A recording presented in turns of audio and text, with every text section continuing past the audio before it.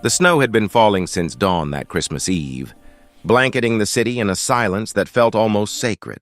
Thomas Bennett walked briskly down Madison Avenue, his daughter Lily secure in his arms, her small face pressed against his shoulder. At 4 years old, she was getting heavy for long carries, but she'd been fussy all morning, and he needed to get to the office for just an hour to sign some papers before the holiday shutdown. He was the CEO of Bennett Capital Management, a position he'd worked 15 years to achieve. The navy overcoat he wore was tailored, his shoes were polished, and his watch was the kind that whispered success rather than shouted it. To anyone passing by, he looked like a man who had it all figured out. They didn't see the exhaustion in his eyes. They didn't know that his wife Jennifer had passed away 18 months ago, or that he was still learning how to be both mother and father to Lily. They didn't see him lying awake at 3 in the morning, wondering if he was doing any of it right. The office visit had taken longer than expected. By the time Thomas and Lily emerged back onto the street, the afternoon light was already fading into that soft blue twilight that comes early in December. Lily was hungry and starting to whine, and Thomas realized with a sinking feeling that he'd forgotten to pack her snacks. "Daddy, I'm hungry," Lily said for the 3rd time, her voice taking on that edge that meant tears weren't far behind. "I know, sweetheart. We'll get you something right now." He looked around and spotted a small bakery across the street, its windows glowing warmly, decorated with strings of lights and garland. Golden Crust Bakery read the sign above the door. Through the window, he could see display cases filled with bread and pastries, and the place looked clean and inviting. Perfect. They'd grab something quick, then head home. The bell above the door chimed softly as Thomas pushed it open. Warmth enveloped them immediately, along with the heavenly scent of fresh bread and cinnamon. The bakery was beautiful in its holiday decoration, twinkle lights, draped along the crown molding, a small Christmas tree in the corner adorned with ornaments, shaped like croissants and baguettes, wreaths hanging on the walls. Neon signs reading Happy Holidays glowed in the windows. Behind the counter stood a woman arranging pastries in the display case. She was perhaps 30, with dark hair pulled back in a neat ponytail, and she wore a simple green apron over a cream-colored sweater. Her face had the kind of quiet beauty that came from within, though Thomas noticed the tiredness around her eyes, the slight slump of her shoulders. She looked up as they entered, and her expression shifted immediately into professional welcome. "Good evening. Welcome to Golden Crust. How can I help you?" Her voice was warm, but there was something fragile underneath it, like glass that had been cracked but was still holding its shape. Before Thomas could respond, a small figure emerged from behind the counter. A boy, maybe 6 or 7 years old, with sandy blonde hair and wearing clothes that had seen better days. A jacket that was slightly too small, pants that were worn at the knees, shoes that were scuffed and old. But his face was clean, his hair was combed, and his eyes were bright and curious. "Mama, are those customers?"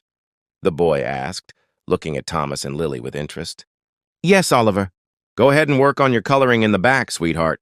I'll call you when we close up." But Oliver didn't move to the back. Instead, he moved closer to the display case and looked up at Thomas and Lily with the frank, assessing gaze that children have before they learn to hide their thoughts. Lily, suddenly shy, buried her face in Thomas's shoulder. "What can I get for you?" the woman asked. Her name tag read Rachel. Thomas shifted Lily in his arms. "What would you like, Lilybug? A cookie? A croissant?" Lily peeked out at the display case, her eyes widening at the array of treats. She pointed at a chocolate croissant. "That one, Daddy." "Great choice," Rachel said, reaching for the pastry with a piece of tissue paper. "Anything else?" "I'll take a coffee black and—" Thomas scanned the case. "One of those cinnamon rolls." As Rachel prepared his order, Oliver continued to watch them. There was something about the way the boy looked at Lily's winter coat, at her clean clothes and good shoes, that made Thomas uncomfortable. Not envious exactly, but wistful, hungry for something that went beyond food. Rachel worked efficiently, wrapping the pastries, pouring the coffee into a to-go cup. Thomas noticed how careful she was, how precise her movements were, as if even these simple actions required concentration. "That'll be $12.50, Rachel said, managing a smile. Thomas pulled out his wallet and handed her a 20. As Rachel made change, Oliver spoke up suddenly. "Excuse me, sir?" Thomas looked down at the boy. Yes? Oliver glanced at his mother, then back at Thomas. There was something in his young face that was far too old, a seriousness that children shouldn't have to carry. Are you going to throw away what you don't eat? Oliver! Rachel's voice was sharp with embarrassment. I'm so sorry, he doesn't mean... I just wondered, Oliver continued, his voice steady but small, because sometimes people don't finish everything. And if you don't want it, we could... Mama hasn't eaten today, and if there was expired bread or things you don't want, maybe... He trailed off, and the silence that followed felt enormous. Rachel's face had gone pale, then flushed deep red. Oliver, we don't ask customers for... Her voice cracked, and she stopped, pressing her lips together hard. Thomas stood very still, Lily warm and solid in his arms, and felt something shift inside his chest. He looked at Rachel, really looked at her, and saw what he'd missed before. The clothes that were clean but worn. The thinness of her frame that spoke of too many skipped meals. The way her hands trembled slightly as she held out his change. He looked at Oliver in his too small jacket, with his serious eyes and his brave, humiliating question, and he understood. Actually, Thomas said slowly, his mind racing, I just realized I ordered wrong. Lily can't eat all that chocolate croissant by herself. And I'm not actually hungry for the cinnamon roll? I must have been distracted. He set Lily down gently, keeping her hand in his. Would you mind if we just left these with you? It seems a shame to waste them. Rachel's eyes filled with tears. Sir, you don't have to... I know, Thomas said gently. But I'd like to, actually... He looked around the bakery at the cases still full of unsold goods, at the beautiful decorations that must have taken time and care to arrange. It's Christmas Eve. What time do you close? In about an hour, Rachel said quietly. At 6. And what happens to everything that doesn't sell? Rachel looked down. I take it to a shelter when I can. Or we keep what we can use. Thomas made a decision. It was perhaps the easiest decision he'd made in months. I'd like to buy everything, he said. Rachel's head snapped up. What? Everything in the cases. Everything you have left. I'd like to purchase it all. Sir, that's probably $200 worth of... That's fine. Thomas pulled out his wallet again, this time removing his credit card. And I'd like to close the shop early, if that's all right with you. It's Christmas Eve. You should be home with your son. Rachel was crying now, silent tears running down her cheeks. I don't understand. Why would you... Because your son asked me a question, and it was the bravest thing I've seen in a long time. Because it's Christmas Eve, and no one should be hungry or alone. Because I can help. And that should be reason enough. He paused, then added more softly, and because my wife died last year, and I know what it's like to feel like you're drowning, to feel like you're failing, to skip meals so your child can eat. I know what it's like to be too proud to ask for help and too desperate not to need it. Rachel covered her mouth with her hand, her shoulders shaking. Oliver moved to her side and put his small arms around her waist, and the gesture was so protective, so loving, that Thomas had to look away for a moment. Lily tugged on his hand. Daddy, is the lady sad? Yes, sweetheart. But sometimes people cry when they're happy, too. Is she happy? Thomas looked at Rachel, at Oliver holding his mother. I think she's going to be... It took 20 minutes to pack up everything, the breads and pastries, the cookies and cakes, all of it carefully boxed. Thomas insisted on paying full price for all of it, plus a generous tip that Rachel tried to refuse until he gently told her that refusing kindness was its own form of pride, and pride helped no one. They talked as they worked, Rachel and Thomas, while Oliver and Lily sat at one of the small tables sharing the chocolate, croissant and chattering to each other with the easy friendship of children. Rachel told him her story. How she'd been a pastry chef at a high-end restaurant until they'd downsized. How Oliver's father had left when Oliver was a baby, disappeared so completely she'd never been able to track him down for child support. How she'd used her savings to open this bakery 2 years ago. How it had been doing. Well, until a corporate chain opened, 2 blocks away, and undercut all her prices. I'm 3 months behind on rent for the shop, and 2 months behind on our apartment, she said quietly as she packed croissants into boxes. I've been trying to figure out what to do, how to make it work. I thought maybe after the holidays business would pick up, she smiled sadly. But I know I'm probably kidding myself. Oliver and I will be okay. We always figure something out. It's just what? Thomas prompted gently. It's just hard to keep believing everything will work out when evidence keeps suggesting otherwise. She taped a box closed. But we manage? Oliver is fed. He has a roof over his head. He goes to school. That's what matters. And you? Thomas asked. When was the last time you ate? Rachel didn't answer. That's what I thought. Thomas pulled out his phone. What's the name of your landlord? For the shop, I mean. Mr. Castellano. But why? Just checking something. Thomas stepped away and made a quick call. When he returned a few minutes later, he had a strange expression on his face. How much is your monthly rent here? He asked. 4,000, Rachel said. Which in this neighborhood is actually a steal. But it might as well be 4 million right now. Thomas nodded slowly. And how much would you need to catch up, to have breathing room, to really give this place a fighting chance? Rachel stared at him. I couldn't possibly ask you for... You're not asking. I am. How much? She calculated in her head, her expression pained. 20,000 would cover the back rent. Get me current on all the supplier bills? Let me actually buy quality ingredients in bulk again, maybe do some advertising. But sir, Mr. Bennett... Call me Thomas. Thomas? She said, and her voice broke on his name. I can't take that kind of money from a stranger. Then don't think of it as taking, Thomas said. Think of it as accepting. Think of it as letting someone help who wants to help, who can help without it causing any hardship. Think of it. He paused, searching for the right words. Think of it as passing on what someone else gave me once. What do you mean? Thomas looked at Lily, who was showing Oliver something on her fingers, counting. When Jennifer died, I fell apart. Completely apart. I couldn't eat, couldn't sleep, could barely take care of Lily. I have money, I have resources, but none of that mattered when I was drowning in grief. One of my neighbors, Mrs. Chen, an elderly woman I'd maybe said hello to twice, she started showing up at my door with food. Not just any food, but full meals, perfectly prepared, enough for days. She'd bring them, hand them to me, and leave without saying much. Just eat, take care of that baby, honor your wife by living. He smiled at the memory. I tried to pay her. I tried to give her money for the food, to hire her as Lily's nanny, anything. She refused everything. Finally, I asked her why she was doing it. You know what she said? Rachel shook her head, tears still streaming down her face. She said, when my husband died 40 years ago, someone helped me.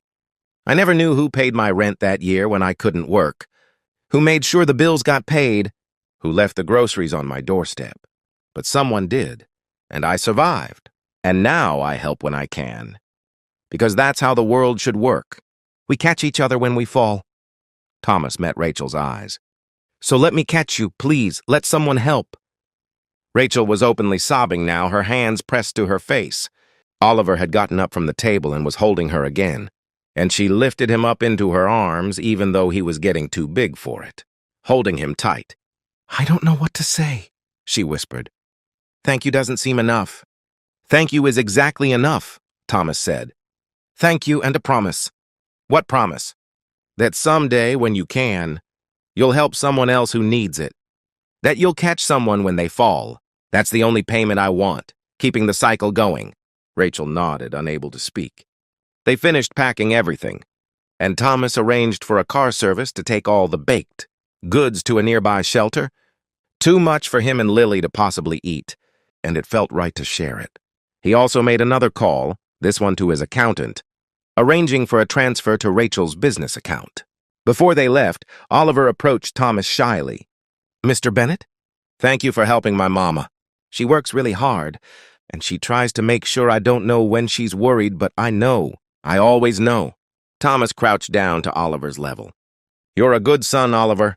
Taking care of your mom, noticing when she needs help, that takes courage. Mama says courage is being scared, but doing the thing anyway. Your mama is very wise. Thomas pulled out his wallet and extracted a business card. I want you to keep this. When you're older, when you're looking for work or need advice, or just want to talk about business, anything at all, you call me. Deal? Oliver took the card carefully, holding it like it was precious. Deal. Lily tugged on Thomas's sleeve. Daddy, can Oliver be my friend? Thomas looked at Rachel, who smiled through her tears and nodded. Yes, sweetheart. Oliver can definitely be your friend. They exchanged phone numbers, made plans to get the kids together after the holidays. As Thomas and Lily finally headed toward the door, Rachel called out, "Thomas, can I ask you something?" He turned back. "Of course. What made you stop? What made you come in here specifically when there are 100 other places you could have gone?" Thomas thought about it. "Honestly, the lights, the way this place looked warm and safe and like someone cared about it. Like home," he smiled. "Sometimes the universe puts you exactly where you need to be. I needed to remember that the world still has good people in it, that there's still beauty and hope. You reminded me of that tonight, so maybe I should be thanking you." Outside, the snow was still falling, and the city was transformed into something magical. Thomas carried Lily on his shoulders now, and she laughed with delight, trying to catch snowflakes on her tongue. "Daddy, that lady was sad but then happy." "Yes, she was." "Did we do a good thing?" "We did a very good thing." "Is that what Christmas means? Doing good things?" Thomas thought about how to answer this question that was so simple and so profound. "Christmas means a lot of things, Lilybug. But yes, I think helping people, showing kindness, making someone's burden a little lighter, that's a big part of what it means." "Maybe the biggest part?" "Good," Lily said with satisfaction. "I liked Oliver. He was sad too, but he was brave. He was very brave." They walked home through the snowy streets, and Thomas felt lighter than he had in months. Not because he'd spent money, that was easy, but because Oliver had asked a question that could have been ignored, could have been brushed aside, and Thomas had chosen not to ignore it. He'd chosen to really see what was in front of him. Later that night, after Lily was asleep, Thomas sat by the window looking out at the city. His phone buzzed with a text from Rachel. "Oliver and I are home. We had dinner, real dinner with vegetables and everything. He's in bed with a full stomach and I'm sitting here crying again. Happy tears? I promise. You changed our lives tonight. You gave us hope. I promise I'll pay it forward. I promise I'll be the kind of person who helps others the way you helped us. Thank you. Merry Christmas." Thomas texted back, "Merry Christmas, Rachel. See you and Oliver in the new year. And remember, you already are that kind of person. You've raised a son who's brave enough to ask for help when he needs it, who's kind enough to worry about his mother. That's everything that matters." He set his phone down and looked at the picture of Jennifer on the mantel. She was smiling, holding newborn Lily, looking at the camera with those eyes that had always seen straight through to his soul. "I'm trying," he whispered to her image. "I'm trying to be the man you believed I was. I'm trying to raise Lily right. I'm trying to see people, really see them, the way you always did." The apartment was quiet except for the soft sound of Lily's breathing from her room. Thomas closed his eyes and thought about Oliver's question. Mommy hasn't eaten. Can you share expired bread? And how that's simple. Heartbreaking inquiry had opened a door to connection, to meaning, to the kind of moment that reminds you why we're all here. Not just to succeed or accumulate or achieve, but to see each other, to help each other, to catch each other when we fall. The snow continued to fall outside, blanketing the city in white, and Christmas Eve settled into Christmas Day. In the morning, there would be presents under the tree and pancakes for breakfast, and all the small joys of the holiday. But tonight, right now, what mattered was that somewhere across the city, a mother and son were warm and fed and hopeful, because someone had chosen to see them. And in seeing them, Thomas had found something he didn't know he'd lost. The certainty that there was still goodness in the world, still connection, still meaning in the simple act of opening your heart to another human being's struggle. The universe had put him in front of that bakery door for a reason. Oliver had been brave enough to ask for help, and Thomas had been wise enough to give it. That's how the world should work. That's how the world could work. One moment of kindness at a time. One door opened, one hand extended. One heart brave enough to ask, and another generous enough to answer. Merry Christmas to all who struggle. Merry Christmas to all who help. Merry Christmas to all who remember that we're in this together, that we need each other, that love and kindness aren't luxuries but necessities, as essential as bread, as precious as hope. Merry Christmas. And may we all find the courage to ask when we need help, and the wisdom to give it when we can.